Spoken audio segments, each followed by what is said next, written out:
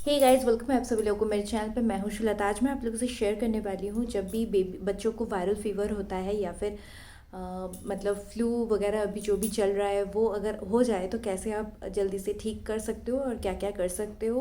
Home remedies भी कुछ आप लोगों से शेयर करने वाली हूँ। तो चलिए शुरू करते हैं आज का वीडियो। एक्चुअली मेरे बेबी को हो गया था, इसलिए मैं और भी अच्छे से बता पाऊँगी। मैं थोड़ा बहुत अपना एक्सपीरियंस शेयर करूँगी। मैं कोई डॉक्टर नहीं हूँ, ये मैं ज़रूर बताऊँगी, क्योंकि फिर भी मैंने जो भी किया है डॉक्टर से पूछ के ही किया है। आप लोग भी जो भी करना डॉक्टर से पूछ के करना। फिर भी हमें थोड़ी बहुत तो एडवाइसेस की ज़रूरत पड़ती है, या फिर अगर किसी का एक्सपीरियंस शेयर हो जाए तो बहुत अच्छा होता है। तो वही मैं आप लोगों से शेयर करने वाली हूँ। बस मैं अपना पर्सनल एक्सपीरियंस बता रही हूँ। अगर आप लोगों को और भी कुछ पता है तो आप लोग प्लीज़ कमेंट बॉक्स में बताइएगा, ताकि और भी जो मम्मियाँ हैं उनको थोड़ी बहुत हेल्प मिल जाएंगी।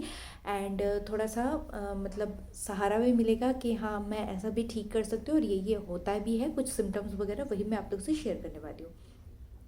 तो एक्चुअली मेरी बेबी को पहले कब से शुरू हुआ था, हम लोग होम्योपैथी दवाई उसकी चल रही थी उसकी डेट टाइम पर। जब बढ़ गया, बुखार आना शुरू हुआ, तब हमने सोचा नहीं, इसको और लेट करना ठीक नहीं होगा। तो जो पीडियाट्रिशियन है, चाइल्ड स्पेशलिस्ट, बचपन से हमें उसे दिखा रहे हैं देहरादून के आने के बाद से।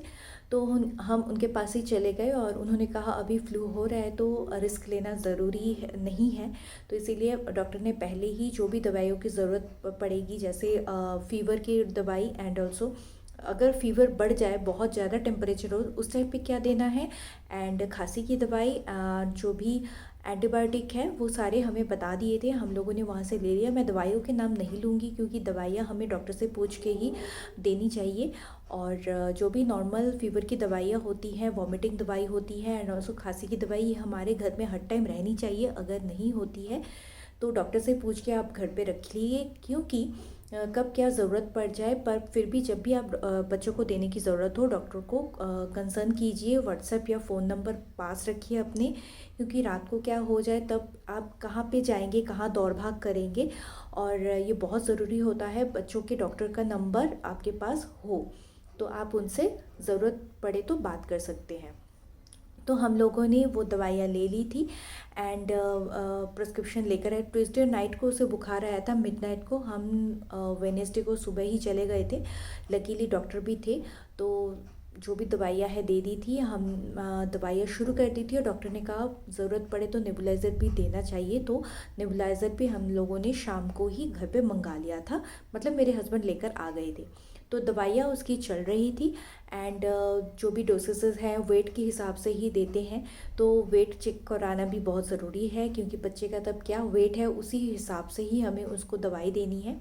तो बच्चे इस टाइम पे खाना नहीं खाना चाहते, तो हमें थोड़ा थोड़ा देर के टाइम पे जो भी उन्हें पसंद होता है वो खाना हमें उन्हें देना चाहिए। किसी किसी बच्चे को मीठा पसंद होता है, किसी किसी बच्चे को थोड़ा तीखा पसंद होता है। मतलब तीखा मतलब नमक वाला खाना पसंद होता है। जैसे मेरे बेबी को मूड चेंज होता रहता है, मैं उसे इसीलिए वैसे ही देती रहती हूँ। तो इस टाइम पे गरम गरम हर टाइम ल्यूकवार्म वाटर, एंड गर्मा गर्म थोड़ा ल्यूकवार्म मिल्क, सूप वगैरह, काली मिर्च एंड अदरक, और थोड़ा रॉक सॉल्ट डालकर सूप वगैरह दीजिए। बच्चों को इस टाइम पे राहत मिलेगी, क्योंकि फ्लू जब भी हो रहा है या फिर जो भी बुखार आ रहा है, इस टाइम पे खांसी बहुत हो रहा है। ट्रांजैक्शन पीरियड है, वेदर लगभग चेंज होता ही जा रहा है, कभी बारिश, कभी धूप, कभी ठंड, कभी गर्म।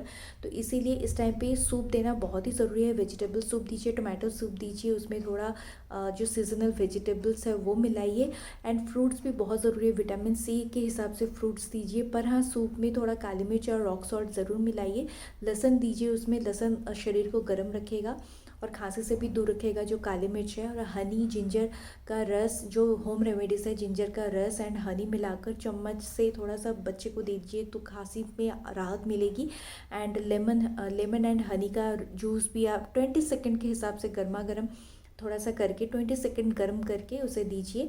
बच्चे को जो खांसी, बहुत लगातार खांसी हो रही है, उस टाइम पे आराम मिलेगा। तो मैंने बेबी का अपना ऐसे ही ध्यान रखा है। फीवर की दवाई हमें 4 या 6 घंटे के गैप में देना है, इससे ज़्यादा नहीं देना है। अगर इससे बीच में भी फीवर है तो हम उसे स्पॉन्ज कर सकते हैं। स्पॉन्ज हमें forehead and also under arm में करना है। इससे बच्चों को बहुत राहत मिलती है, और एंड बच्चे आराम से थोड़ा बहुत सो सकते हैं। तो जब भी वो बच्चे सो जाएंगे या सोने का टाइम होगा, उनको मास्टर्ड ऑयल एंड कलौंजी से गर्म करके हल्का जो ल्यूकवार्म ऑयल है, जितना ऑयल आप ले सकते हो, आप अपने आप टच कर सकते हो, उसी ऑयल से आप थोड़ा पैर के तले एंड हाथ के तले एंड चेस्ट पे थोड़ा मसाज कर दीजिए। इससे भी बच्चे को आराम मिलता है एंड जो भी बलगम है वो थोड़ा लिक्विड हो जाता है, तो नाक से या फिर पॉटी से निकल जाता है। बच्चे का बलगम निकलने का या फिर कफ निकलने का यही दो रास्ते हैं, नाक या फिर पॉटी।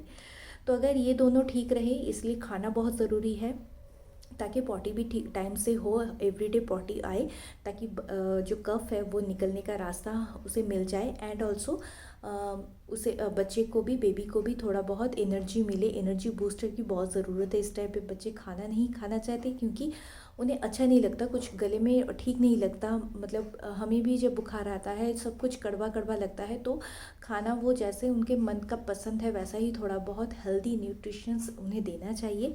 और अगर कुछ भी नहीं अच्छा लग रहा है तो आप कोशिश कीजिए बेबी को सिर्फ दूध दूध के साथ कुछ मिलाकर उसमें बिस्किट या फिर मुरमुर का जो पाउडर होता है वो डाल दीजिए, या फिर ओट्स बना के दे दीजिए। झटपट बन जाता है, जो झटपट बेबी को खिला सकते हैं, ताकि कुछ भी मतलब गाना सुना के या कुछ भी करके बेबी को झटपट खिला दे, ताकि उसका उनका पेट भी भरा रहे और वो ज़्यादा इरिटेट ना हो।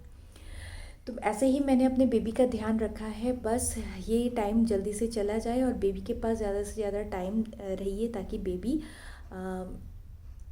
मम्मी को पाकर, मम्मी से थोड़ा खेल के, मम्मी को थोड़ा मम्मी के साथ मतलब टाइम स्पेंड करके, बाहर ज़्यादा मत ले जाना भी ठीक नहीं रहता है, क्योंकि बाहर भी सब बच्चों को हो रहा है और ज़्यादा फैल भी सकती है, हवा भी चल रही है। तो ये सब चीज़ों का ध्यान रख के बच्चों का अच्छे से ध्यान रखिए, बच्चे जल्दी से ठीक हुए। बच्चे अगर खेलते रहे तो हम सब भी अच्छे रहते हैं। और अपना भी ध्यान रखिए, क्योंकि इस टाइम पे हमें बहुत ताकत की ज़रूरत होती है। तो बाय बाय एवरीवन, फिर मिलते हैं एक नई वीडियो के साथ।